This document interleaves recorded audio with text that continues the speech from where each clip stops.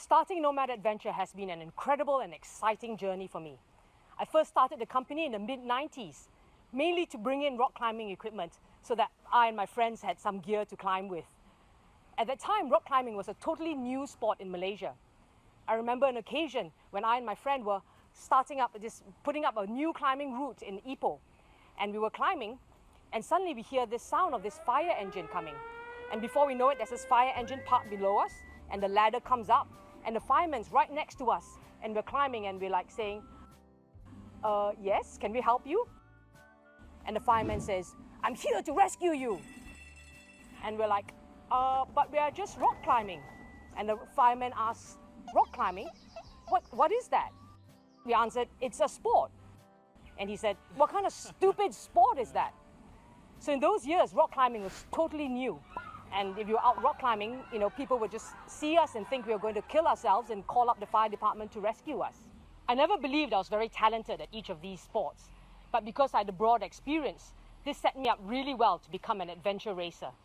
In 1998, I formed the first Malaysian team to take part in Eco Challenge Morocco, which was known as the world's toughest race. With the sponsorship of Toyota Malaysia, we went on to race in 4 more Eco Challenge races in Borneo, Argentina, New Zealand, and also the World Championships in Switzerland.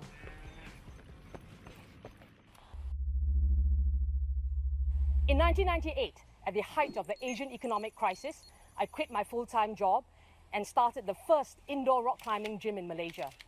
At that time, there were maybe 20 rock climbers in the whole country, but I believe that if I build it, they will come. In the 10 years of Summit Rock Climbing Gym, we introduced thousands of Malaysians to the sport of rock climbing. We discovered that Sungai Kampar was the perfect river for whitewater rafting. That was on a Sunday, and on Monday, I faxed away to buy my first 2 whitewater rafts. No one in the area had ever seen whitewater rafts before, and so we would raft down the river, and these villagers would come out and poke at the boats and like, oh, there's air inside these boats? How can that be? We knew we wanted to train locals to become whitewater rafting guides, so from all the villages around, we'd ask, okay, who here knows how to swim? And we'd show them some pictures of the rafting we do and say, you want to become a rafting guide? And from there, we train them, and some of these guides are still working with us today. I was aware that I had learned all my outdoor skills through experience, some good and some not so good. Now, while that makes a great story, it's not the way a client should experience the outdoors. So I was determined from the start that Nomad Adventure should have internationally recognized safety standards. In 2008, we became the first adventure company in Malaysia to attain an ISO 9001-2008 certification.